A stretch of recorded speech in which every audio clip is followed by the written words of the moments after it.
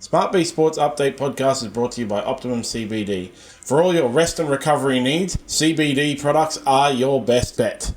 Go to optimumcbd.store to order now. Free delivery on all orders over $99. You must be over 18 to order. I use Optimum CBD products personally for my rest and recovery. I train 6 days a week in Jiu-Jitsu, as you've probably heard on the SmartB Sports Update Podcast. I teach, I train, I compete. And without Optimum CBD products, I wouldn't be able to do it. Optimum CBD for all your rest and recovery needs. Okay, and we're off and running on this fine Thursday afternoon, yeah, only a matter of hours until the Panthers and Bulldogs play on Thursday night, so there's no point talking about those two teams today because the podcast will go up. It'll be tomorrow. Tomorrow, and Friday. The game will have already been played, so it's a Panthers and Bulldogs free rundown today for that reason, everybody. Yeah. Oh, well, I'm going to tip the Bulldogs. I've currently tipped the Bulldogs, but far out. I just want to get it out there and on recording and live. I'm really umming and ahhing, and I may change because Panthers are coming good. Yeah, I can never write off the Bulldogs. I tip the Bulldogs, but with no confidence whatsoever. It's a 50-50 game that could go either way. It really could. It's the top of the ladder team against the four-time premiers, so certainly a mouth-watering matchup, but really no point in going into detail with it because, as I say, by the time you're watching this, the game will have been played. I was at a wedding on the weekend, and someone pointed out to me at the time, the Panthers are 8th with 6 wins, and the Knights are 13th with 6 wins, and the Rabbitohs are 16th with 6 wins. Yeah, so there's a log jam there. Yeah. It really is insane. And so those teams sort of on the edge there, they've really got to keep winning because there's such a small gap between them and all those teams. Yeah, behind. and it's because of all the buys. Like, obviously the Bulldogs have had 3 buys, the Storm have had 3 buys, but no, the Dragons have had their 3 buys. But a bunch of the others haven't. And then someone sent me a ladder without the buys. And the entire thing is completely different. It's insane. Like, obviously the Raiders are first because they've had 12 wins because they've only had 1 buys, and the Bulldogs are second. And then the Warriors are third in front of the Storm. And then it just gets really weird with, like, the Sharks being 5th instead of 6th. But then, like, Broncos, Roosters, Dolphins are all mixed in there. Like, it's crazy. But this is the thing. Everybody was writing Penrith off earlier in the year. But it's a long season. It's a very long season, and it's still only June, and there's still so much time for them to come good and make a run for it. I think it's going to be too hard for them to make the top 4 now because there's, a 6-point gap between the 4th place Warriors and the 5th place Broncos. So I think it'll be too hard now for the Panthers to make the 4, but they're certainly looking at a top 8 finish now, and given their obvious good record at finals time, who would back against them winning it from outside the top 4? Well, that was the thing. 4 or 5 weeks ago we had that conversation, can the Panthers do it? And the answer was they can. At this point in time, I don't think they will, but they can, and they're showing they can. Yeah. Anyway, we will see what happens tonight. And if you're watching us, you already know what's happened tonight because it's going up tomorrow. But funnily enough, straight after our podcast last week where we discussed Aaron Woods calling Billy Slater a grub in the most passing, glancing blow in the history of mankind, and Billy Slater had a press conference basically straight after our podcast finished, in which he brought up, he responded to those comments. It was funny because in our podcast we were like, as if he'd comment, as if he'd respond. Yeah, I do apologise for that.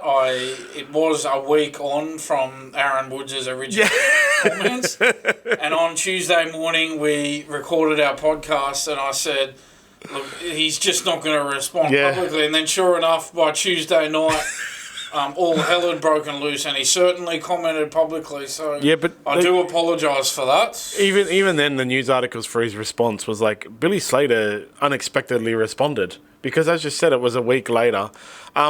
His response was quite long, and Yeah.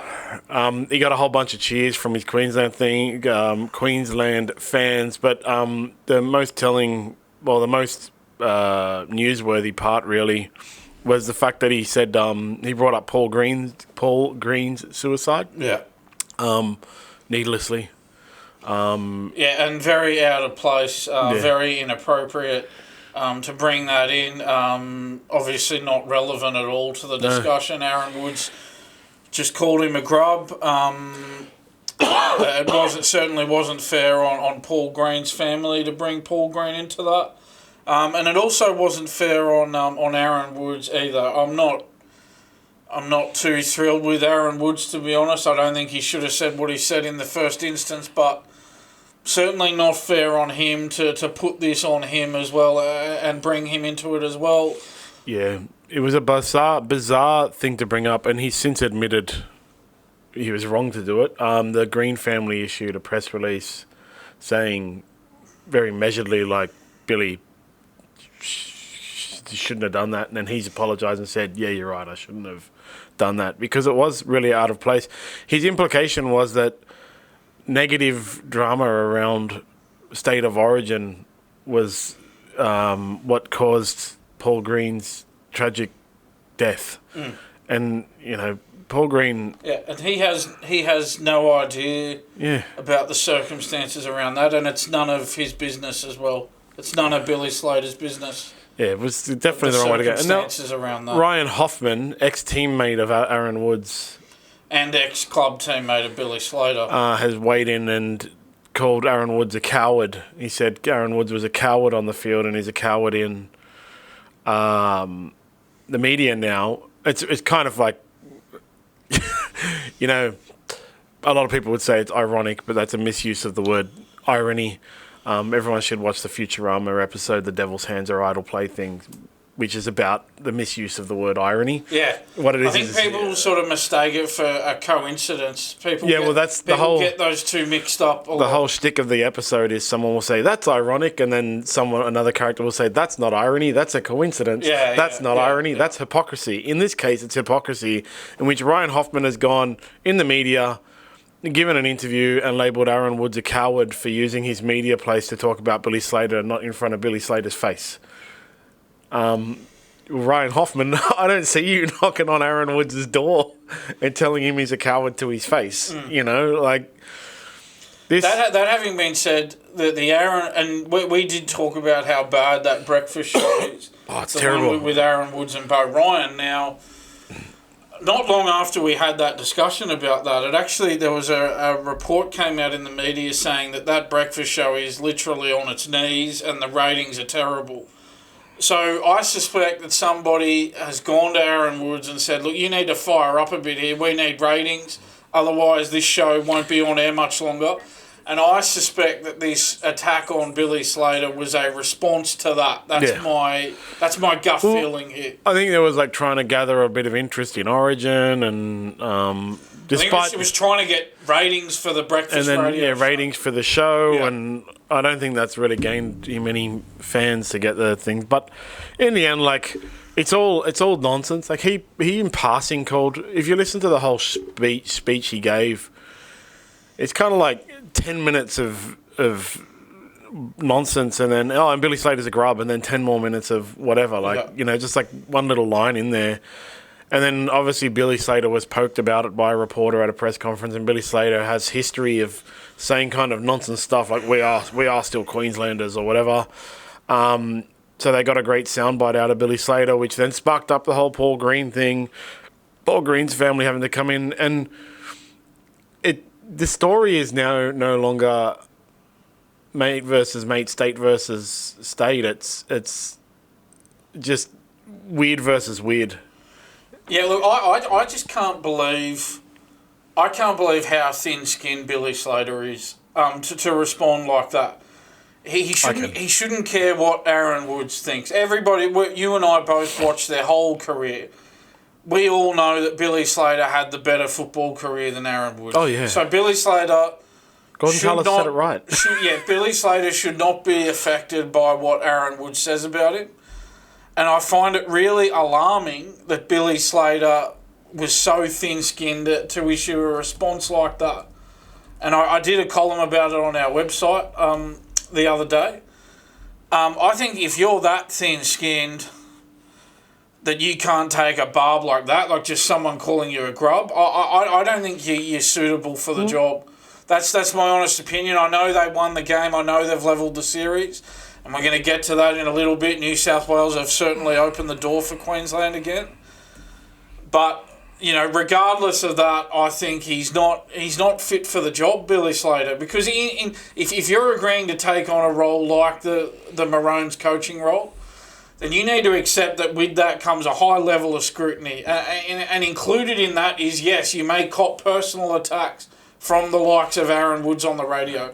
That comes with the territory of the job. And if you can't handle that, you shouldn't be in the job. Well, in 2009, because we've got to go back all the way 15 years, this was the thing that like most internet people commented. In 2009, Corey Patterson took a leave from the Newcastle Knights because he was suffering from depression and had suicidal thoughts. Yeah. In the Melbourne versus Knights game in 2010, Billy Slater sledged Corey Patterson about that and said, go have a cry in your room. Yeah. And then Patterson wanted to bash Billy Slater on the field. Yeah. And so this is the thing, like, I know that's 15 years ago, and, Aaron Woods was referencing Billy Slater when he played, which was 15 years ago, and about how much of he was a grub or whatever, and then, he couldn't handle it. So he can dish it out. He could dish it out when he played. He can dish it out now, but he can't handle it. So, you're kind of right. That's part of his job, actually, is to take that. Look at someone like Michael Maguire,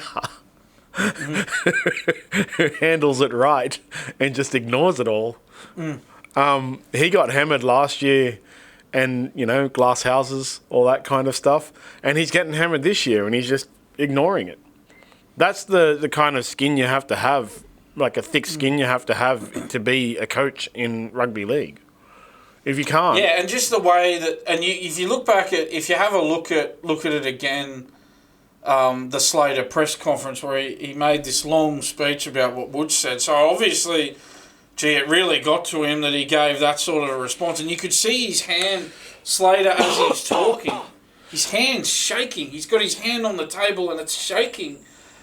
So, wow, it really got under your skin that much that someone called you a grub. He's been called a grub for 20 years, man. Come on, you should not care what Aaron Woods thinks about you. He needs a thicker skin.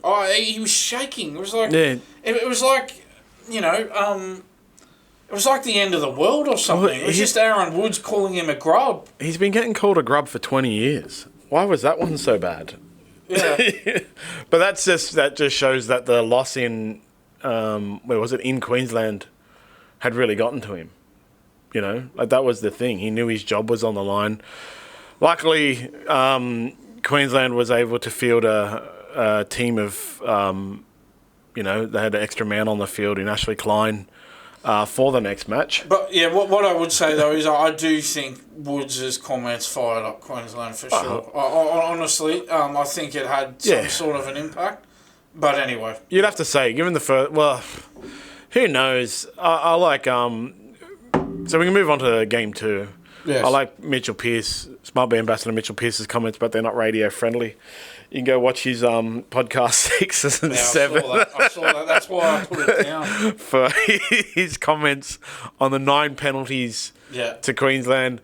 Absolutely ridiculous. Unbelievable that Ashley Klein still retains his position as the ref for game 3. That... The penalties he gave away, yes, some of them were deserved. And it's less about the penalties that were given. It's about the penalties that weren't given. With Harry Grant sticking his fingers up, I can't remember which player it was, up their butt. He did a hopper. John Hopewadi. And he got nothing for it. And this is the thing, Queensland got the first 9 penalties of the game. So 45 minutes in, it was a 9-0 penalty count to Queensland. And obviously, New South Wales came back in the second half, but the damage was done. Very difficult to come back from 4 tries down. Yeah, I think it was 26-6 at half time. Yep. And New South Wales scored 18 unanswered points in the second half. But very difficult in an Origin game to come back when you're down by 20 at half time. Well, they would have won if we had been able to kick goals. Yeah, that's the thing. The goal kicking really let New South Wales down, didn't it? Yeah, but I mean, look, that's the thing. People go, oh, we're down 9-0 in the penalty count. This is an outrage. Now, look, there could be a scenario where it's justified that we're down 9-0 in the penalty count. If there happen to be 9 instances where Queensland deserved a penalty and New South Wales didn't deserve a penalty, then you could justify a 9-0 penalty count after 45 minutes. But Code Sports did a breakdown of the 8 moments in the first half where New South Wales could have received a penalty or set restart and didn't. This is the issue. People have gone, like Code Sports have gone back through the footage and found these instances where there should have been either penalties or set restarts for New South Wales, and they weren't. This is the problem. This is a real problem, I think, for Ashley That's Klein. what I was saying. Like, it's not the fact that 9 penalties were given. It's the fact that 9 penalties weren't given the other way. And they could have been. Yeah. Yes. So even late in the game when Connor Watson copped a lot of flack for throwing a poor pass that ended up going out, and they had the chance to score a try and I think go ahead, like really late in the game. Cameron Munster was standing next to Connor Watson as marker and interfering with the play of the ball. And New South Wales didn't get a penalty. And in live vision and stuff, everyone went, Connor Watson's throwing a bad pass there. That's terrible. He's gone the wrong way. He's throwing a bad pass. Cameron Munster was standing next to him at marker and interfering with the play of the ball, and they didn't get a penalty. And so that's the issue actually isn't that 9 penalties were awarded against New South Wales. It's that there were definitely 9 penalties that should have been awarded against Queensland. And they weren't. Yeah, as you said, Ruben Cotter being offside as the Blues were attacking Queensland's line was missed. As was so offside. As was a Tom Didden escort on Zach Lomax in the 4th minute, one. In which he came from 20 metres across field to shield fullback Kalen Ponga. There were also a couple of high tackles that the Maroons were lucky that were missed by the officials. So Maroons high tackles missed by the officials. There was so many instances of it, and as I say, everyone should check out 6s and 7 with Mitch Pearce and Todd Kahn. I think at first he said it, not in these words either, by the way, as he said, not fit for radio. At first, I think he said he thought it was rigged, but then he sort of pulled back and said, look, it's more that they gave Queensland... they didn't actually rig the game itself, but they gave Queensland every opportunity, was, I think, how he put it. But with lots more swears. Yes. Yeah, I've really watered it down. You really did. Yeah, I have. Yeah. That was you added an ocean full of water to I did, yeah. But I strongly encourage people to check it out. But it was frustrating to watch, not just as a New South Welshman, but as a rugby league fan. Just because we talk about it every week, the consistency, it was so inconsistent in the penalties. And it was also in the ruck infringements. I think Queensland were up 6-0 at one point with the ruck infringements. And that was the thing. It was just so inconsistent. And then in the end, it didn't even out. But New South Wales was able to score 5 tries to Queensland's 4. And it was just goal kicking that let us down. And it kind of shows that influence of the referee on the game in the first half is really what blew the score out. Because when he was less influential in the second half, New South Wales was able to... They gave away more penalties in the second half than Queensland, I believe, and also more ruck infringements, but not to that degree. Yeah, and this is the thing. We can talk all day about the penalty count, and we can. We can talk all day about the fact that New South Wales actually, as it turned out, ended up scoring 5 tries to Queensland's 4, scored more tries, but were let down by the goal kicking of Zach Lomax, which was terrible, and obviously Valentine Holmes kicking 5 from 5. We can talk all day about those factors. We really can. And you could argue that, New South Wales were the better side in play because they scored 5 tries to 4. But the problem is that the reality is that New South Wales have now opened the door for Queensland. The door is open. It's wide open. I know the decider is in Sydney. But hey, it's only one game. It's only one game of footy. And how many times have Queensland done it to New South Wales? You just can't ever write Queensland off. I like the thing one of the commentators said, like, during that, when New South Wales were on the comeback, New South Wales was about to do a Queensland to Queensland. So, I think, like, New South Wales still looked way better. And in theory, I have a lot of confidence going into the third game that they'll win. Now, Zach Lomax played on the weekend, backed up from Origin, and kicked 6 from 6. Not Mother-father. Not under the same pressure. But another issue was obviously Nathan Cleary was clearly injured and left all the kicking to Latrell, and the goal kicking to Lomax. To Lomax, and Luai was doing the kicking. Man, I just got to give a shout out to what's his name, Robert Toyer. Because he's keeping Latrell quiet all Origin. He might be Latrell Mitchell's kryptonite. The reason he was picked was because he shut down Latrell earlier in the year, right? And, it's the last 2 games, Latrell's been pretty quiet. Yeah, and I will give him credit because I do remember he made that terrible mistake against the Bulldogs earlier in the year where he dropped the ball over the line and bombed a try, and then they ended up... I think the margin in that game, I think the Bulldogs only won by 4, I think, so it actually cost them the game in the end. And I did have a go at him a bit about that. But you are right, he has done a sensational job on Latrell. Kept Latrell very quiet. And that's one of New South Wales' main weapons in attack. Yeah. So it's been really good, man. Like, he's been really good. Like, just keeping Latrell quiet. Now, first game, they didn't go to Latrell's side that much. And then when they did, they scored. The first time they went there, they scored. But... second game, he's really been keeping him quiet. Yeah, that's right. And also, a lot of people were critical of Jerome Luai's game, and obviously Mitch Moses is now out for the decider as well. So that's a problem for New South Wales. But a lot of people were critical of Jerome Luai's game. But at least, like, he threw a few poor passes that went to ground. But at least he, I think he came up with 1 try assist. There was 1 kick he put in. And, he was heavily involved in attack as well. And he was involved in the Blues tries. I didn't think Nathan Cleary got involved enough. Well, Nathan Cleary was injured. I know he was injured. Look, I know he was injured. But I think if you're taking the field, then you've got to be judged on your performance. From what I hear... If you're too injured that you can't perform to your best, well, then don't play. But I know he had strapping on and I know he was injured. But if you're taking the field and you're playing, then we're going to judge you on your performance. Well, from what I hear, actually, Penrith would have preferred he didn't take the field, and he was actually on the borderline, and he got a lot of pressure to take the field because they didn't have anyone else. And that's why they relieved him of all kicking duties, just like general play kicking as well as goal kicking duties. And that... like, the reason Jerome Luai's game has been, like, criticised, although I didn't have a problem with it, was because he had to, like, take more of a dominant role, which, yes, when you're at the Tigers, when he's at the Tigers, he can take a more dominant role in the Tigers. But when you go to New South Wales and you're surrounded by Latrell Mitchell and Dylan Edwards and Nathan Cleary, you're not the dominant person. Yeah. So a lot of, like, there's going to be a lot of discombobulation there for him. I think he did fine, and I had him picked from the first game. So there were a couple of instances though where a couple of his passes did go to ground. He was a bit clunky, but he did come good and get involved in that comeback that New South Wales had. I think it also shows really how much New South Wales missed Mitchell Moses in that game. Mitchell Moses was there for game 1. They won game 1.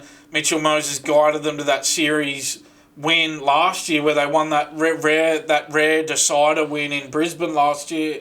Mitchell Moses steered New South Wales to that. Just shows to me how much New South Wales really rely on Mitchell Moses. I think they rely on him a lot. Well, I think a lot more so than Cleary or Luai. Mitchell Moses and Jerome Luai would have been the better halves combination. But unfortunately, apparently New South Wales injured Mitchell Moses. And that was the other issue, is that Parramatta were reportedly filthy that Mitchell Moses went down injured in New South Wales camp. That apparently Parramatta went to New South Wales and said, look, we've been managing him. This is how we've been managing him. They went to New South Wales with specific instructions on how to handle him. And then at one of the first New South Wales training sessions in camp, Mitchell Moses went down with that injury. Yeah. Apparently he's been injured, had the same injury for 6 weeks, but it got fully aggravated in camp. So, I don't know. Cleary was injured as well and had to play injured. Payne Haas as well got injured along with Cleary as well and had to play injured. Well, now there's all the talk. Well, Nathan Cleary's back this week, so we'll see. But now there's a toss-up about who would replace Cleary. Like Gus said, Adam Reynolds. No one's thought of Adam Reynolds, but Adam Reynolds, Gus said, no hesitation, Adam Reynolds is slot right in there. For New South Wales, just the priority is don't get players injured at training. Yeah, that's instead of thinking about who should replace Nathan Cleary, let's work out how we're not going to get everyone injured at training. Surely at that level, you're not really worried so much about training, are you? Like, these players are the best of the best. Surely you're just wrapping these players in cotton wool for the big game, I would have thought. Running them hard at training like this and getting injured. I think New South Wales need to...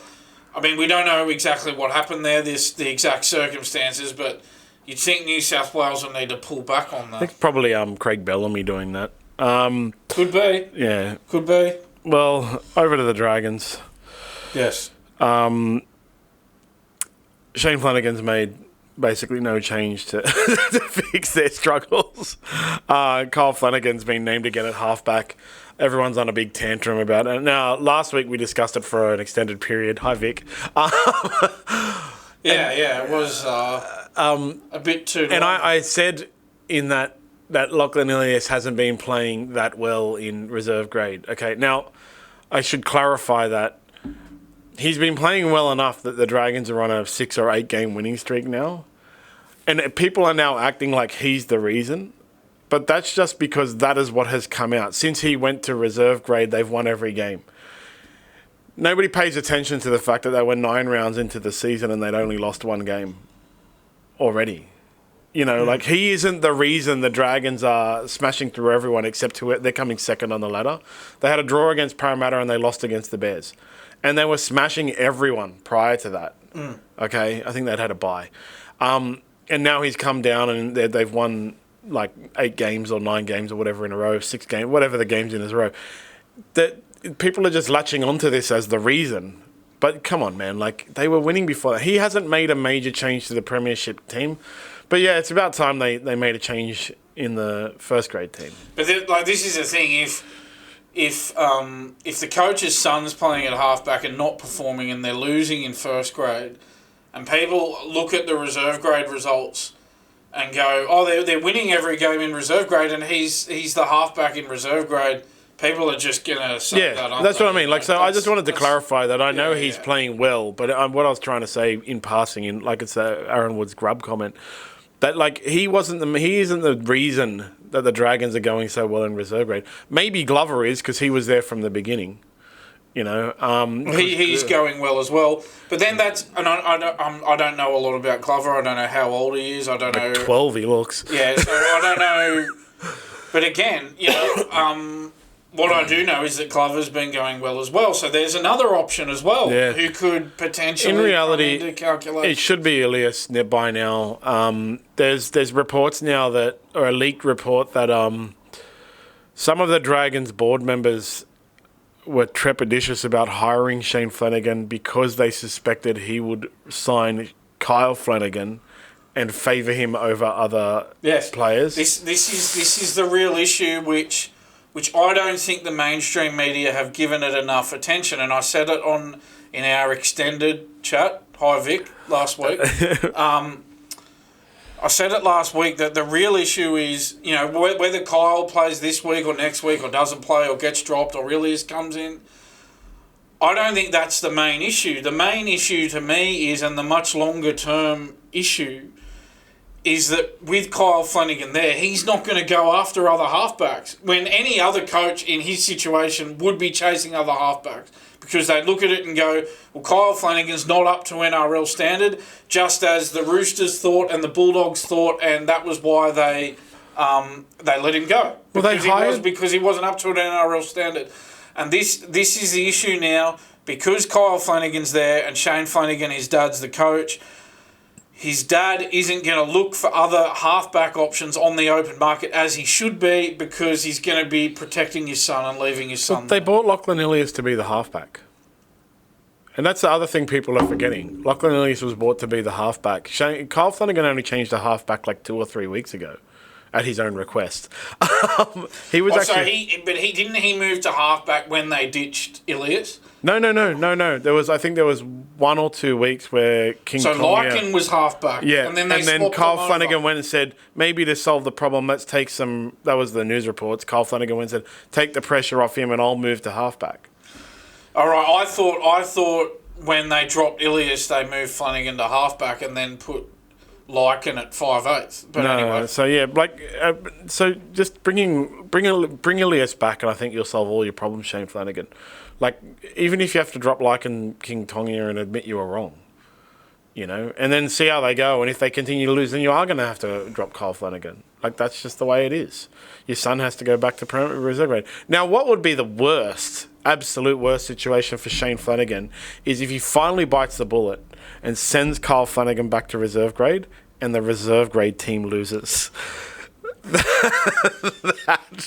That would be devastating. Yeah, that would be an issue. But then the other thing is they go down there and he goes down there and Dragons continue to lose and the Premier grade team keeps winning. Then what is everyone going to say? Yeah, well, that's right. They got to try something. And I noticed that Flanagan named Ilias in the extended squad as well. So that's completely meaningless because he's not going to play. So it's as if he just did that to sort of limit the damage or something. Oh, here you go. I'll name you in the extended squad. Completely meaningless gesture because Ilias is not going to play. So. If you remember, talk about a token gesture that doesn't mean anything. If you it's remember, just ridiculous. Earlier this year, the Bulldogs named Lachlan Galvin in the extended squad. Yeah, that meant a lot. I guarantee you, Ilias won't play this week. That did mean a lot at that stage. So sometimes it does mean something. In this case, it doesn't. Okay. Unless he puts Ilias on the bench and tries to make that work. Well, yeah, he was named at 19, so that's the other thing. But I don't think that will happen, by the way. Well, he's named at 19. That means he doesn't get dropped until an hour before the game as well. Yeah. So they'll Is that right? So I'll just have a look at it. He's so named where at 19. So the game's on 5:30. Is on 5:30 Saturday, right? So what will happen? I'd suspect. What happens is 24 hours out from the game, they cut the squad to 19. So as you say, they'll leave him there. And then he won't get cut until an hour before kickoff. Yep. Yeah, that's right. Unless he drops to the bench and takes Jacob Little's spot. Maybe they'll make him 18th man. And maybe they'll make him 18th man and then he won't play anyway. Yeah. I named him. It is a bit of a joke. Did you watch the Sharks game on the weekend? I did, yes. They bombed that lead. Now people are calling for Nico Hynes to be dropped. Well, this is the issue. So they had that 28-12 lead over the Broncos, blew it and lost 34-28. Yeah. Now, the issue is I think their problem, the Sharks, and Craig Fitzgibbon apparently has read the riot act to his team and given them a spray after that loss. But I think it's a bit rich for him, and I know he's a nice guy, and everyone says he's a really nice guy, and you always have to say that before you criticise him. Craig Fitzgibbon, that is. I think the real issue is that pundits in the game, respected pundits in the game, have been saying for a while now that Nico Hynes isn't up to it, that he's lost it, that he probably needs to go, that he's not what he was. And Craig Fitzgibbon has not acted on that. He's left him there. He hasn't taken any sort of action on that. He's left Nico Hynes in that spot there at halfback. And so I think it's a bit rich now for him to turn around and put this on his players when he's the one who hasn't acted on Nico Hynes. Nico Hynes has been the elephant in the room for the Sharks for the whole season. Andrew Johns back in March came out and criticised Nico Hynes. He said, and I quote, he's just so low on confidence. Braden Trindle is doing pretty much all the kicking and he's the dominant playmaker. When the game was on the line, it sort of didn't see Nico the last 10 to 15 minutes. I really have no idea how to rebuild it. That's a quote from Andrew Johns from March. Braithen Astor's been another one who's been critical of Nico Hynes for a number of weeks now, saying that, he's lacking direction, he's lacking confidence. So, you know, for me, that's been the issue. A bit rich to now put it on the players and blame the players. He's one of the close to $1 million men, Nico Hynes. And I think we're talking a lot about halves, you know, actually at every club. And I just really still feel it all goes back to Dylan Brown and his contract. So it's almost as if Dylan Brown's huge money contract has upped the pressure on all the halves in the game. Yeah. And Craig Fitzgibbon could very well be sitting there. This is all obviously conjecture. Sitting there going, I can drop Nico Hynes and I can put Braden Trindle and Daniel Atkinson in for the rest of the year and move Nico to lock or utility or something. But what am I going to do next year? Because there ain't no halves that are coming because they all want $1 million. I mean, I could replace Nico Hynes with Toby Sexton, but Toby Sexton wants $1 million. I don't know if Toby Sexton wants $1 million, but that's what he could be going through. I could replace him with, who's the guy from, Jake Clifford is off contract at the Cowboys. Yeah, and he I think he fell out of favour. He's come back. He's been named again this week, Jake Clifford, but he fell out of favour with Todd Payton as well. Well, it could be because he wants $1 million. Possibly. And then there's Lewis Dodd, who's played 3 or 4 games this year, probably wants $1 million. And I think that's, every coach is kind of in this with the halves for different reasons, but it all comes back to Dylan Brown. They're in this situation now where it's really dangerous to annoy your halves because you're not going to be able to replace them. So if they start to go badly and you get rid of them, you can't buy a new half because they all want Dylan Brown money. You know, so... This is the thing. So this is the quote from Braithen Astor on Nico Hynes. He says, and I quote, "But the problem with Nico is when the game's on the line, you need your $1 million players, you need your big guns to stand up." And I feel like he's lacked confidence for quite a while now. So he said the same thing as Andrew Johns. And then he goes on to say, "And when you lack confidence, you play with hesitation, and hesitation in the halves is the biggest killer," end quote. That's a quote from Braithen Astor, the former New South Wales 5'8" himself on NRL 360 during the week. Yeah. And it's not just that then from an Astor, and Astor's been saying this for a while, as Andrew Johns said it at the start of the season back in March. There's been a problem with Nico Hynes. He hasn't been aiming up for a while now. And for whatever reason, Craig Fitzgibbon hasn't had it in him to make the hard call on Nico Hynes. Well, and so I do find, I have to say again, I do find it rich. And now he's turning around and putting it on the players when there's been a clear problem there for a long time now, and he hasn't addressed it as the coach. That's the thing, right? Main thing about it, though, in all of it, no matter what I say, they have a ready-made halves pairing that's pretty good and played pretty good last year in Braden Trindle and Daniel Atkinson. Ready to go. They still have him for the rest of the year. Atkinson's going to the Dragons next year so he can partner Kyle Flanagan in the halves. Surely your first job is to think about this week's game. Which team is going to give us the best chance of winning this week's game? That's your first priority as a coach. And everything else, like what's going to happen next year, to me, well, that's not as big a consideration as what's happening this week in this week's game and giving ourselves the best chance of winning. But yeah, I just feel like, you know, two different coaches in kind of the same situation, but with different elements to the situation. Neither of them want to drop their halfback that is most people are identifying as the problem. And then all year we've had these issues with, since Dylan Brown signed his $1.3 million, you've got Toby Sexton going nowhere. You got Daly Cherry-Evans going nowhere. You got Jamal Fogarty going to Manly now. Ricky Stewart looking for a half but can't find one. I think, we'll get to the Tallyn Da Silva thing in a minute. Yeah, But I think there's a lot of Toby Sexton involved in that too, which goes back to Dylan Brown. I think Toby Sexton is involved in that West Tigers thing, which we'll get to it in a minute. All right, so what you think they're freeing up the funds for Sexton? Yeah, I think that I'll get to it. We'll come to it later. But I mean, Nico Hynes, we have talked a lot about him, but he's not the only problem at the Sharks. Their defence under Fitzgibbon, it seems to be slipping. In 2022, they were conceding 15 points per game. Now in 2025, they're conceding 23 points per game. 2022 was Craig Fitzgibbon's first season in charge there. So at the start of his tenure, they started really well in defence. 15 points a game conceded now, 23 points a game conceded. So problems in defence for the Sharks there as well. What's also going to be a problem for them is they're playing the Storm this week. The Storm are a lot, and they're playing them in the daytime. They're playing on Sunday at 2 p.m. at Amy Park. Problem for the Sharks is the Storm, their record during the day is sensational. The Storm average score in day games this season, 41-14. In night games, 26-24. So the Storm are a 15-point better side during the day than what they are at night time in 2025 as well. Yeah, that's kind of scary. And that's the other thing about these teams, right? Well, Dragons got Parramatta this week, which you don't know what's going to happen. But they're at least without Mitchell Moses. And then Sharks have got to go and play the Storm and get smashed. That was an easy tip.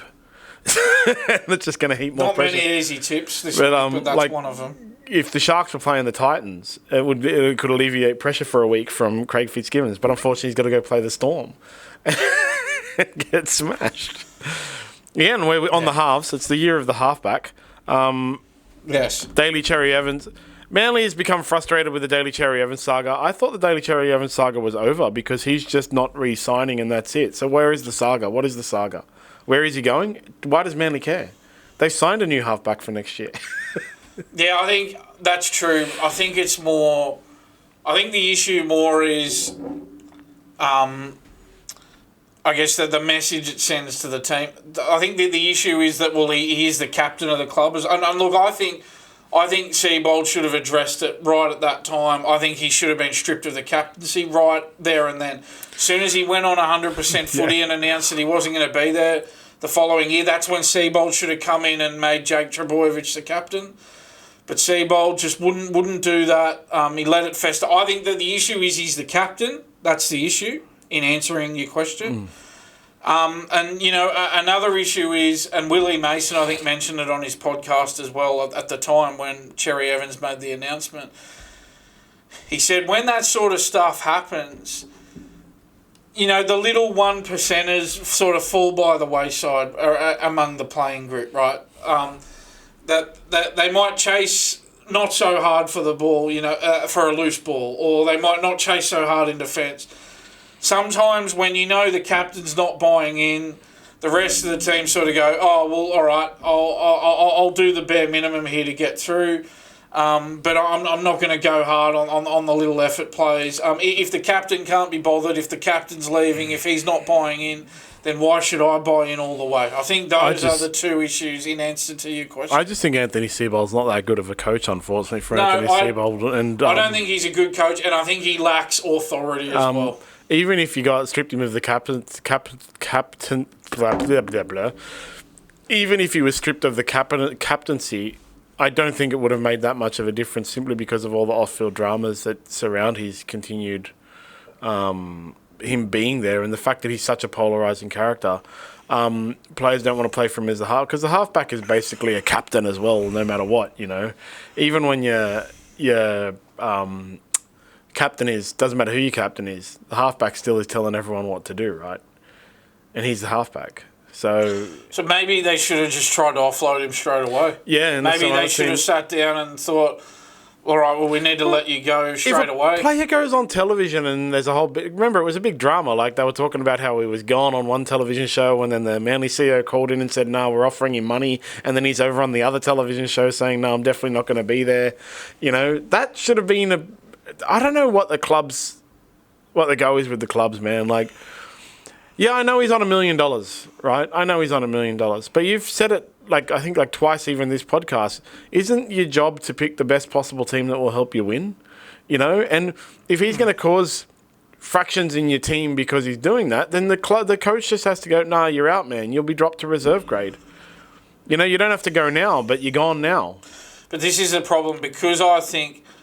In my opinion, Anthony Seabold lacks authority because of how he left the Broncos. He left the Broncos in a terrible way. He had that 5-year deal and he didn't even make it 2 years into the 5-year deal. I think he's got an authority problem with players. I think they look at him and they don't really respect him because of that. And I think, well, part of this sort of speaks to what you're talking about. The fact that he lacks that authority means that he didn't have it in him to make the hard call on Cherry-Evans. he just sort of went, oh, okay, this has been an announcement and we'll just keep going as usual. Leave Cherry-Evans in the team, leave Cherry-Evans as the captain, and keep on continuing. Look, I think you have a point. I know the halfback, regardless of whether they're the captain or not, they are a leader within the team. But I still think that he should have made the call there and then to make Jake Trbojevic the captain over I totally agree with that, but I think he should have gone one step further and just sacked him. Look, I coach. You know what? Probably. I coach not a team sport, but it is a team. I like when Gay Sunita was on our podcast, she said, like, MMA, BJJ is a team sport that is performed by one person or something like that, right? Because you work with your team all year and then you go into your fight. You work with your team, and you go into your competitions and stuff like that, and it's just you against that person, right? We can identify if there is an issue with an individual in the team causing issues in the team, and we're all like, no matter what. I know they're professional Brazilian Jiu-Jitsu people now. UFC's just launched a major event, but we're all amateurs, and we can do it. How can these professional clubs that get paid, like professional coaches that get paid millions of dollars, not be able to see it? If Tom Trbojevic is a problem, not Tom Trbojevic, Daly Cherry-Evans is a problem that is causing issues in the team, it doesn't matter who he is and how much he's getting paid. What is better? $1 million player playing in reserve grade and your team performing, even if they're losing, if they're performing, or the $1 million player playing in first grade and your team not performing and your team losing.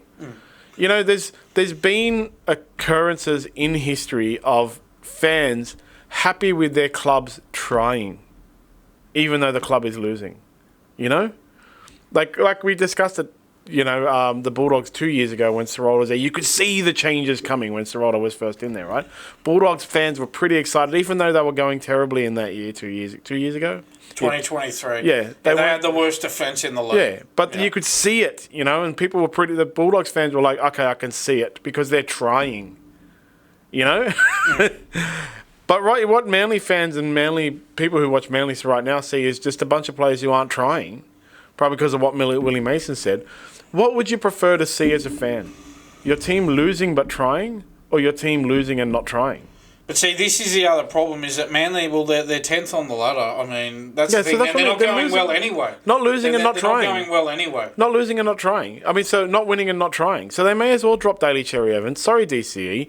I don't think you're a great player, and some club could probably, you're clearly not trying. You could move to a club and try for a couple of years. But what would you prefer as a fan? This is the issue that I mentioned before, is that this is the problem when you have a coach who lacks authority. They won't make the hard call. The hard call would have been, I think, let's take it all the way.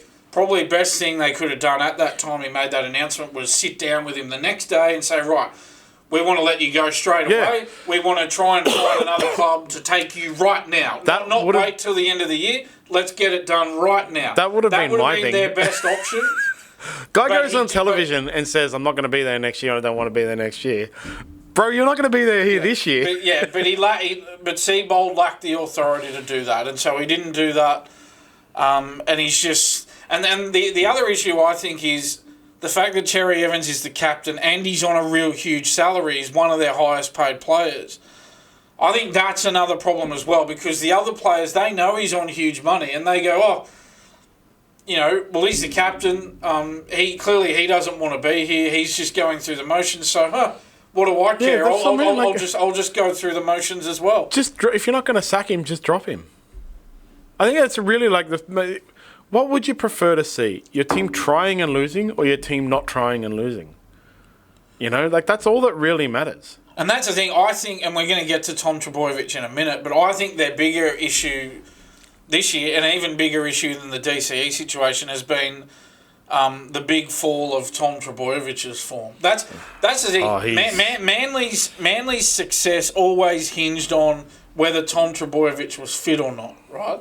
Even with DCE there, it all hinged on Tom Trbojevic, a lot more so than it did on DCE, and their results indicate that. If you look at the results, Manly's win percentage with Tom Trbojevic and without Tom Trbojevic, it all hinges on him, right?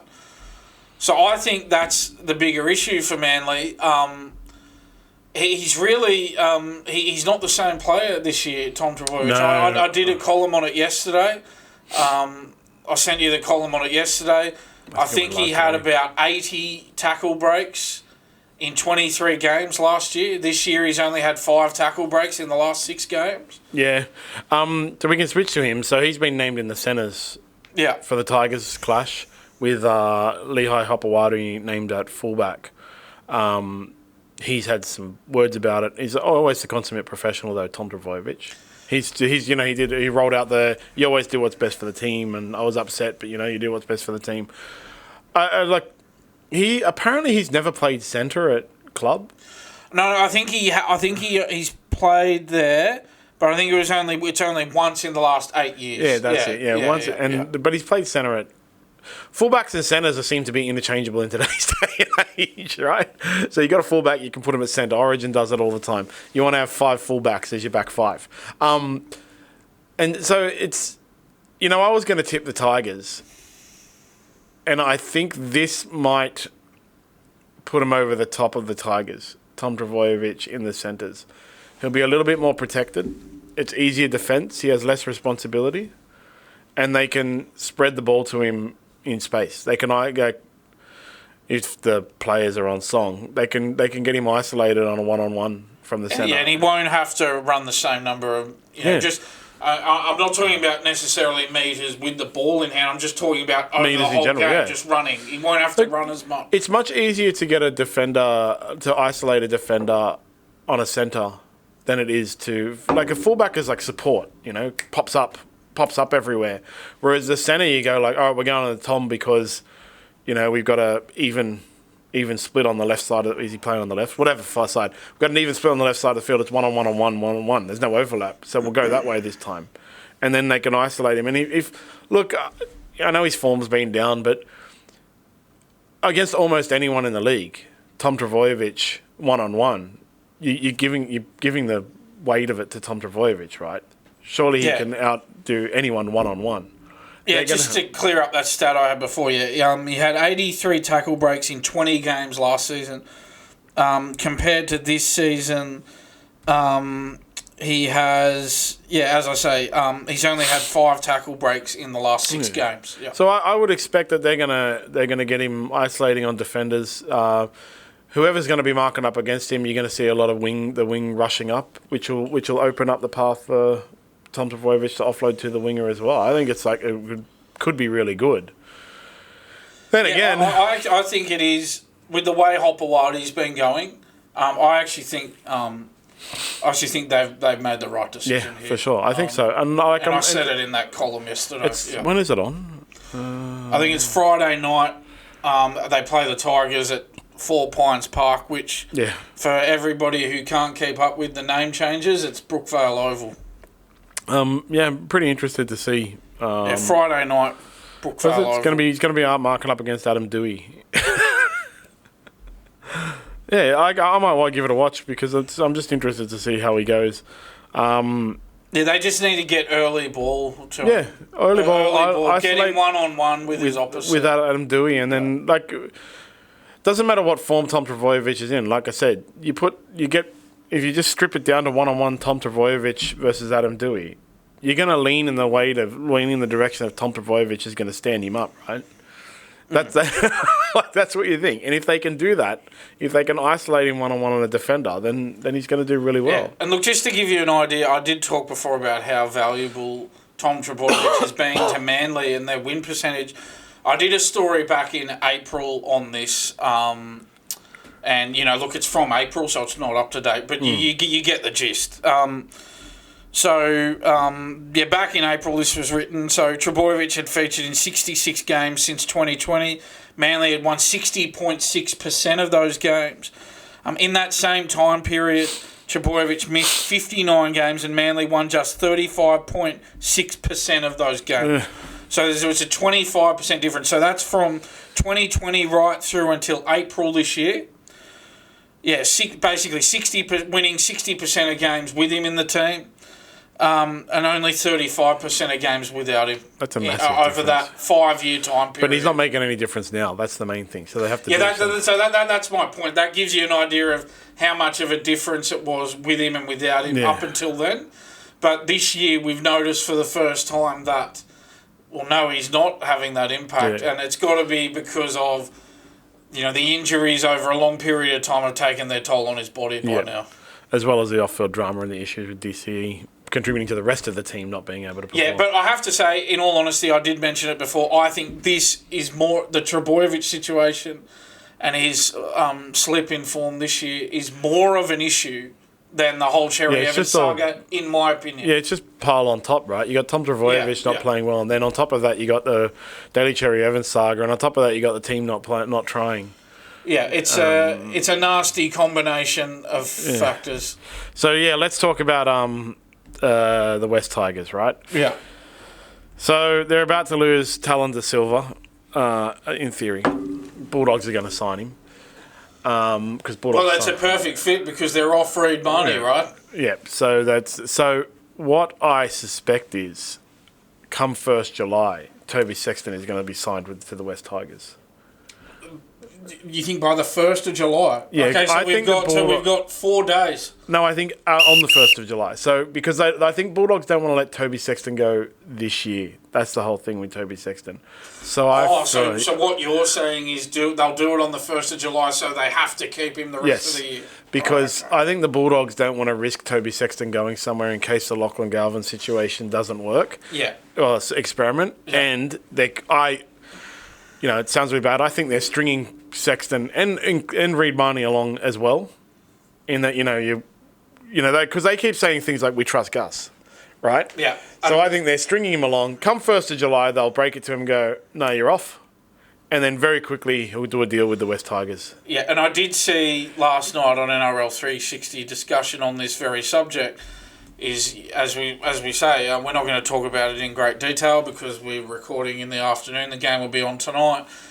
But Sexton has kept his spot at halfback, and Galvin's on the bench now for the game against Penrith. Now, what they were saying on NRL 360 was last night that, look, the situation is that they want to keep Sexton happy, as you were touching on, because they want to make sure they get through the State of Origin period unscathed. There's a lot going on. Burton's in and out and not playing for anybody because he can't play for the Bulldogs and he can't play for New South Wales because he's the 18th man, and the 18th man never gets on. They've got that distraction of him coming and going, other players coming and going. I think what they want to do is they want to keep Sexton happy until they get to the end of the Origin period. For that reason, all the distractions, the coming and going of players. But then once the Origin period is done, they're going to make the hardline call, Galvin to halfback. That's what is going to happen, I understand. I reckon that's pretty much it. And I just think come 1st of July when they... Because, they just... If they hadn't have... Yeah, I think you're onto something here. So I think what you're saying is that they don't want to announce it before June 30 because they don't want there to be any chance of him leaving this year. Yeah. So they want to just hold off until the end of the month, and then next month, who cares? Because he can't go anywhere else after June 30. So they've been stringing him along because, otherwise he would have gone, well, I want to go now. Yeah, so they're probably saying to him now, oh yeah, we might still sign you. Yeah. And then on July, and then all of a sudden on July 1, they'll start being a lot more honest with him. Reed's going, so there's going to be room for you and Matt Burton and Lachlan Galvin in the team. They're keeping him happy. And look, you know what? We've already announced Reed is definitely going, and Reed doesn't want to go anywhere now. He's willing to stay until the end of the year. And so you know what? Don't worry. I got to say, I don't like it. I hate it. It's the terrible. Bulldogs are the family club, all connection, all family. I don't like. And we all know this is going one way, and that's going to be Galvin to halfback. The Origin period doesn't have long left. 2 more weeks. Yeah, once the Origin game's done and they finally get their squad back together, they're going to make the hard call, and they're going to put Galvin to 7, and Sexton is going to be knifed, and I hate it. It's terrible. I feel terrible for Toby Sexton. that he could do such a great job in, and I know things could change over the weekend. They may have already changed by the time you're watching us. But as you and I sit here speaking now, they're on top of the ladder. And Toby Sexton has a lot to do with that. The form he's shown at halfback this season, he has guided them to the top spot on the ladder. And it's terrible treatment of him, in my view. What we're going to see next year is Toby Sexton 7, Jerome Luai 6 at the Tigers. Well, you know what? I'm glad that because I don't like it how, other clubs haven't shown any interest in him. So I would love to see that happen. I'd love to see him end up at the Tigers. That's a really awesome combination, by the way, I think. I think they'll... Hey, that might be... So now they're, that might be enough to get them into the top 8. Yeah, so you have Luai and Sexton. And Appy at 9. Appy Coruscant at 9 as well, yeah. He's the 9 for the Tigers. Yeah, he is, yeah. Yeah, he is. He is, and that's getting back to this Tallyn Da Silva situation. This is the issue for the Tigers is Tallyn Da Silva doesn't want to play behind Appy Coruscant. And this is the issue when you've got two players, 2 star players in the same position as the Tigers do with Coruscant and Da Silva.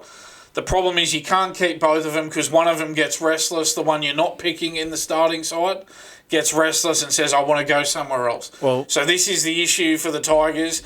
They're going to have to choose between Coruscant and Da Silva, and they're going to choose Coruscant. Yeah, and that's the thing, right? You want to make sure you pick Harry Grant, not Brandon Smith. Because that's what happened at Melbourne, right? Yeah. They had a choice to keep one, and Melbourne always makes the right call. Tell me one time they didn't. No. They always make the right call. So, yeah. But it's a good fit. The Sexton to Tigers, if it happens, it's a good fit because, Galvin's gone to the Bulldogs, so there's a vacancy there. And so it makes a lot of sense for Sexton to go there. It'll basically end up being a straight swap for Galvin. That's why I think, like we discussed last week, no one's talking to Sexton. Like, the reason we know no one's talking to Sexton is because it's in the media. It's not in the media that anybody's talking to Sexton. That's how you know. As soon as a club, like Selwyn Cobbo met with the Dragons, straight away in the media. Tyrell Sloan released from the Dragons, straight away in the media. Who is it? Jack DeBellin, gone to Parramatta, straight away in the media. Yeah, and I know Toby Sexton. I know. Last week, Vic said. I think Vic said something like, "Oh, look, how do you know that Sexton's not talking to the Dragons? He might be talking to the Dragons." Look, the thing is, Vic, we can only go on what we know. I can't talk about things that I don't know. If I don't know it, I can't talk about it.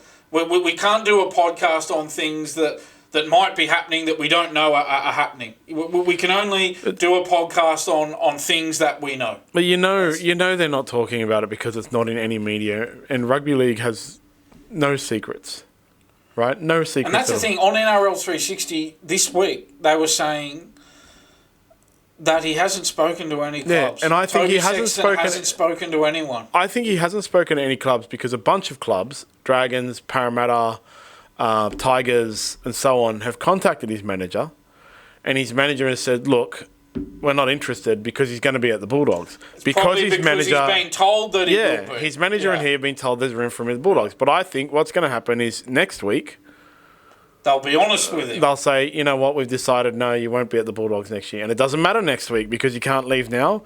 Origin... Look, I think, you know what, I think it may not be as soon as next week. When I say next week, I just mean post-July.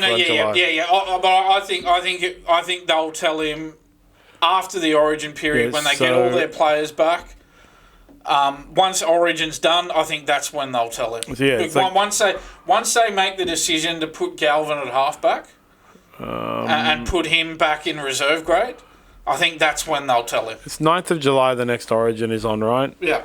I think so. Yeah, it is. Yeah, Something I like just checked. that. Yeah. And the Bulldogs have a bye this week. No. What? They had a bye last week. They got Penrith they had the bye tonight. last week. Yeah, Penrith so they tonight. got no more byes. And then they've got the Broncos next week. After the Broncos game on the 4th of July, they can screw Toby Sexton over. Because then their next game... They probably might even wait till... So July 9, you said? Yeah, so July 12th. Who do they play after July 9? The Cowboys on the 12th. Okay, I think it'll be after that game. Once they've all backed up, well, yeah, that's done. It could be. When I think, could be on... It could be at... Because they don't know... Because you don't know... what's going to happen out of that Origin game. It could be at 10:06. It could be at 10:06 p.m. on Wednesday night. You know, they called Matt Burton. You fit? Yeah, I'm fit. All right. So Toby, unfortunately, there's no space for you here, bro. Like that's the thing. But they were on 360. They were saying, "Well, look, we got to keep." They got to keep Toby Sexton happy while the Origin period exactly. on. And look, Galvin won't mind. He knows he's going to be the halfback. Yeah. It's probably good for Galvin actually. Give him a couple more games to sort of find his feet a little bit before he's promoted into the starting side. But it is really sad. And look, to be honest, I don't necessarily agree with this assessment. But what I think happened. I think they've sat down and had an honest conversation, and they've been honest with themselves, the Bulldogs, and they've said to themselves, "I don't think we can win the comp with Sexton at halfback. We need someone else at halfback." And then they've gone after Galvin, and they've identified Galvin as the guy who they think can deliver them a premiership. Again, I don't necessarily agree with that. But I think that's what went down. Yeah. That's how it went down. I really think so too. Yeah. And finally, for rugby league, Lee Hagipantelis landed on his feet when he left. Has come out and said he regretted being Tigers chairman. I think there's a long line of people over the past 20 years who can say, I regretted being the insert Tigers role here. Like, a long line of people. Yeah. Not because of anything wrong with the Tigers, just because there's everything wrong with the Tigers. Yeah, I've got the quotes from Mr. Hagipantelis here. So he says, and I quote, not only do I not miss being chairman, I regret taking on the role, he said. You have no real authority or power to effect any change, he said. The real authority and power vests in those who own the club, the Holman Barnes Group, end quote. Yep.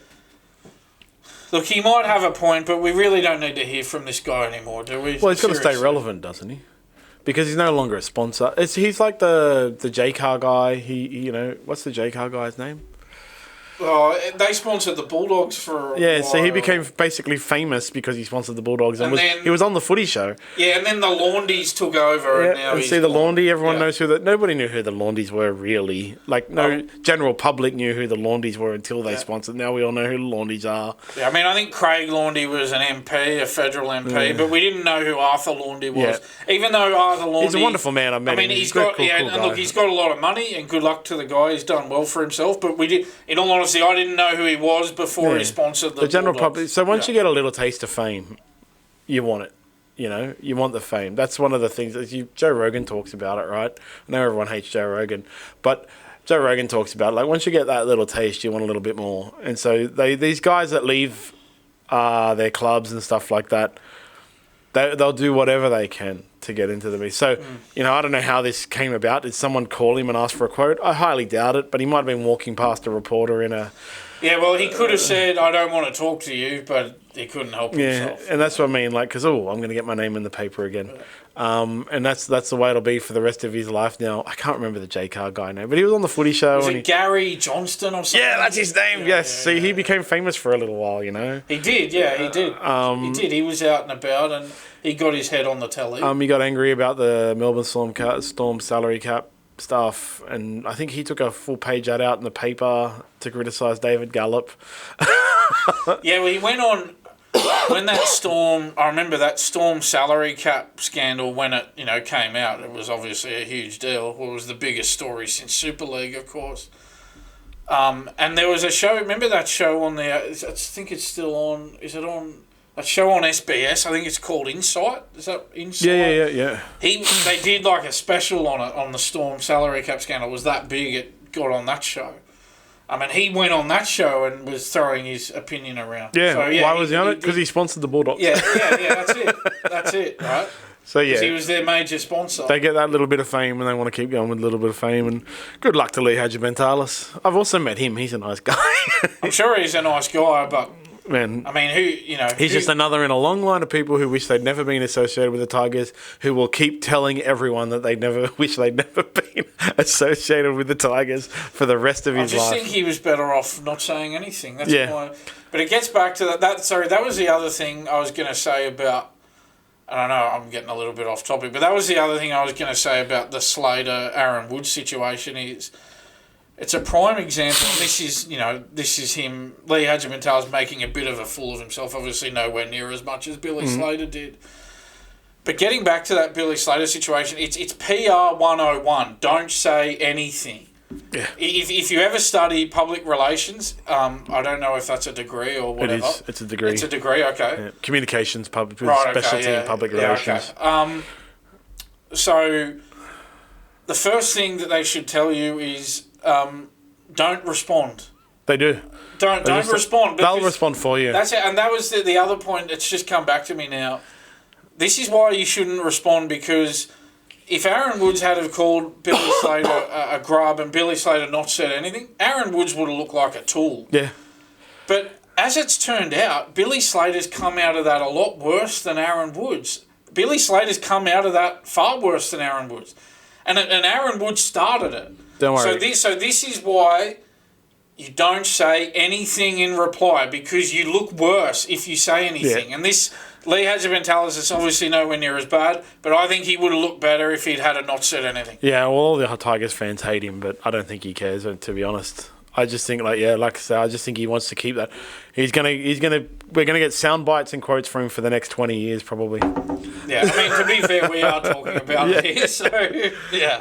That's it for Rugby League for the week. Let's see what happens over the weekend, how we end up, whether Manly can actually win. Yeah, well, there's a chance. There is a chance that the Raiders will go to the top of the ladder. We have to. Who are the Raiders for? We have to say that. So the Raiders are playing Knights. Yeah, well, you have to say that. The Raiders will win that. Yeah. And so we don't know how the Panthers and Bulldogs are going to go. Although the Knights did pull off an upset on the weekend. They beat the Dolphins. But look, this is the thing. If the Panthers beat the Bulldogs, which could happen, yep, and the Raiders beat the Knights, the Raiders will be on top of the ladder at the end of the round. So there'll be a new team. Raiders are first on wins anyway, just so Bulldogs fans can calm their farm a bit. Raiders have got more wins than the Bulldogs. They are. Look, what I'd say in response to that, we have lost less games than them. They've also had a chance to have more wins. Yeah, that's the thing. They've won 12 and lost 3. We've won 11 and lost 2. Yeah. So they have won more than us, but we've lost less than them. The buys do actually count. The Raiders only just scraped through against the Tigers last week. They aren't actually looking good at the moment. They're a little bit Yeah, they weren't convincing. They're winning all the close games. They weren't that convincing. The Knights didn't look good. The Dolphins just looked bad. We'll see what happens. But yeah, it could be that the Raiders are on top of the ladder. Bane of my existence. Are we still thinking that the Storm are on top in the pecking order? I do. I still think it's going to be Dog Storm Grand Final. It's because the Storm, they're a big game club. Yeah. Their experience towards the back end of the year, and they're going to be coming up against teams like the top 4 is pretty much set in stone now. As I said, there's a 6-point gap between the Warriors and the Broncos. I find it hard to see how any other team outside the 4 is going to come into the 4 now. Oh, mate, the Panthers are going to go on a run and win 10 in a row and come first. But what I think gives the Storm the edge is the other 3 teams in the top 4, they're short on big game experience compared with the Storm. Yeah, 100%. And I think that cutting through everything else, I think that's why the Storm are the favourites to take it out at this point. That could change, of course. There's still a long way to go, and circumstances can change. The origin period hasn't ended yet. We don't know what the injury situation is going to be for a number of teams coming out of that. So Storm's had all their buys. They don't get any more rest. A lot of things can change, but all things considered, I still think the Storm are deserved favourites at this stage. I absolutely think so too. Okay, so that's it for Rugby League. Woke up this morning after 2 hard training sessions. Oh my God, I have so much washing, and boy, does it sting! But luckily, I have Gourami Cleaning Codes Gear Guard, Clear the Funk, proud sponsor of SmartB. I've tried all of the ones that are around, and they're the ones that I suggest. They leave my clothes after training smelling like nothing. They don't do this thing where they smell like chemicals or flowers, and they don't advertise themselves as being a washing powder replacement. Instead, you add 1 cupful to your laundry, and off you go. Head to GuramiCleaning.co and buy yours now. Gearguard is a proud sponsor of the SmartB Sports Update. We can move on to tennis. You know what I saw today? Just not on the rundown. I saw a TikTok of Novak Djokovic and Sabalenka doing one of those comedy thingies, right? They were playing Hit the Can in front of a crowd, and it was all fun and games. And I just thought it was a little bit weird that basically the guy who is the most polarizing dude in almost tennis history seems to be teaming up with the girl who is almost the most polarizing girl in tennis history.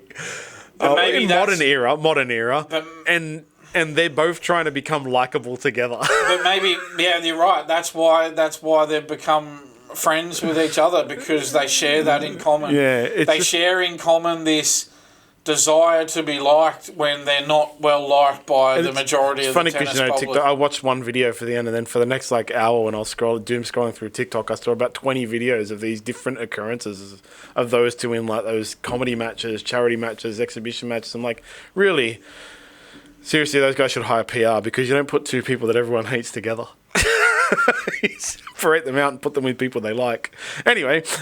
He's friends with Nick Kyrgios as well, so he does have a habit of becoming friends with unlikable collecting characters. Douchebags. Yes. So Tony Jones has been dumped from Channel 9's Wimbledon coverage. Yes. After not really having a good time with Novak Djokovic. Yeah, well, remember those comments he made at the Australian Open this year where he said, and I quote, "Novak, he's overrated. Novak's a has-been. Novak, kick him out." That's what he said about Novak Djokovic, and now it seems like in response to that, Channel 9 have decided not to include Tony Jones in their coverage of Wimbledon, which starts on Monday, by the way. I'm surprised Channel 9 are sending anyone at all. They wouldn't have sent anyone to the French Open. They would have just covered that off the TV. But obviously they figure, well, it's Wimbledon, it's a bigger event. So we will send a team. So they're going to send Todd Woodbridge, Alicia Molik, Sam McClure and Yelena Dokic over for commentary. And they're going to use their London Bureau reporters as well to help out, obviously to save costs. Yep. But no Tony Jones. He's been brushed after that run-in he had with Novak Djokovic. Too bad for him. The Australian Open. As for Novak Djokovic, he's trying to equal Roger Federer's record of 8 Wimbledon titles. Djokovic has got 7, Federer won 8 of those, and obviously if he were to win win Wimbledon, that would take him to 25 Grand Slam titles as well. Does he have a chance, you reckon? Sinner and Alcaraz. I can't see it because of Sinner and Alcaraz. Yeah. I think Alcaraz would have to go in favourite because the way that it's sort of played out in recent times is Alcaraz takes the French Open and Wimbledon, Sinner takes the Australian Open and the US Open. That's how it's sort of gone lately. Of course, Sinner and Alcaraz had that epic French Open final. But I think it's got to go. I think you got to say Alcaraz is the favourite, and you probably got to have Sinner second in the pecking order. But I think Djokovic would justifiably be number 3 in the pecking order. But he probably needs someone else to take out Sinner and Alcaraz. And look, I really don't know who that's going to be. It's not really anyone. He's probably going to have to do that himself, and I can't see him doing that. So. No, because it'd be he'd have to play one of them on the run to the final. Yeah, and this is the thing. The draw hasn't been done yet. We don't know how the draw is going to look. We're just theorising here, right? You would have to assume he's not going to be those 3 guys aren't going to be on the same side of the draw. No. We're theorising. Yeah. We're talking about a pecking order for winning the event. Exactly. Without having looked at the draw yet. But you'd have to think the draw will end up Sinner and Alcaraz are 1 and 2 seed on either sides of the draw, and Djokovic is going to be on one of those sides. So on the way to the final, he'd have to take out one of them most likely. And then he'd have to take out the other one in the final if he wants to win. And that just... Am I allowed to talk about odds on here? Or? Oh, yeah, go for it. I can, okay. So that's not an issue anymore. No, we've solved that issue. Okay. So, in terms of the betting odds, Oh, maybe I should go. I should go to our website. Yeah. I? I don't know if it'll be there. It won't be there. It won't be there. Okay. No. So look, I'll just go to TAB. We should have Wimbledon men's futures here. Yes, we do. Yeah. So I think it's along the lines that I was saying. Alcaraz is the favourite at $2.40 to win the event. This is with the TAB. Yannick Sinner $2.75, which is sort of what I was saying. And Novak Djokovic $7. Yes, so they are the top three favourites to win. Jack Draper is the fourth favourite at $12. Alexander Bublik, the fifth favourite at $26. So you can just see how basically it's a 3-horse race. Yeah, definitely. Yeah. Now this is part of the big three. When we get the honouring of Carlos Alcaraz in 10 years, it's going to be Carlos Alcaraz, Yannick Sinner, Novak Djokovic and Jack Draper standing there. Yeah, do we have to be a bit careful talking about big threes given what's happened on YouTube? Oh, God. Anyway. That's all right. I like it. People can keep watching and commenting. Yeah, I mean, yeah. Or it might even be Carlos Alcaraz, Yannick Sinner, Novak Djokovic, and Andy Murray will be there. when they honour Carlos. We should talk about this subject if we're getting that many views on YouTube.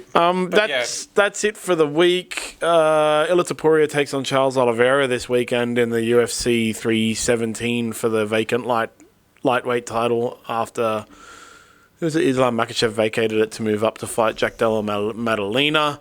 And Kai Kara-France finally gets his... New Zealander Kai Kara-France finally gets his match against Alexander Pantoja for the, I think, bantamweight. I can't remember. Anyway, watch the UFC. Have fun. Smart play starting from next week. Next week, not this weekend. Next weekend, so round 17, round 18. What's the round this week? The NRL. Yeah, it's round 17 now. So from round 18, we will be giving away a weekly jersey. Play in more games and you have more chance of winning. The player who gets the highest combined score across the weekend in the NRL will get their choice of an NRL jersey. The player who gets the highest combined score in the AFL will get their choice of an AFL jersey. I think it's called a Guernsey in the AFL. Yeah, it is. Yeah, it's not. You got to be careful of that. They get very particular about using Guernsey. the wrong term. And apparently, the other thing you're not allowed to do with the AFL, you're not allowed to call it fixtures either. It's got to be fixture. Fixture. You can't have the S on the end. I'm just letting you know. Just letting you know that. That's like how rugby league people get offended when you say rugby. So, make sure you sign up and play Smart Play from next week. And you can play every club game. So, more entries, more points, more wins.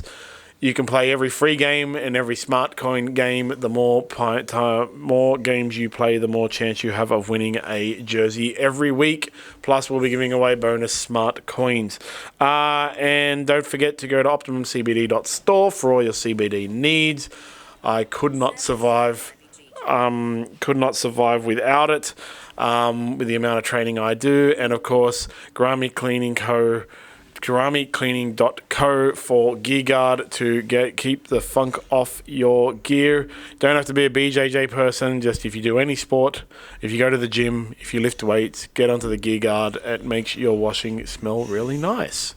And that's it for the week, everybody. Have a wonderful weekend of football and whatever other sports are on. Australia's in some test matches against the West Indies. Yeah, look, I didn't want to talk about that because it's the end of day one in that Australia's playing a test series against the West Indies. It stumps on day one of the first test, but no point talking about it because it's a moving beast. It'll be resuming tonight, and we won't be able to keep up with it. So that's why I didn't put it on the run this week. And that's it. So have a good weekend, Dan, and goodbye, producer Chair. The computer's gone. Thanks, John. We'll catch you next week. All right. See you, everybody.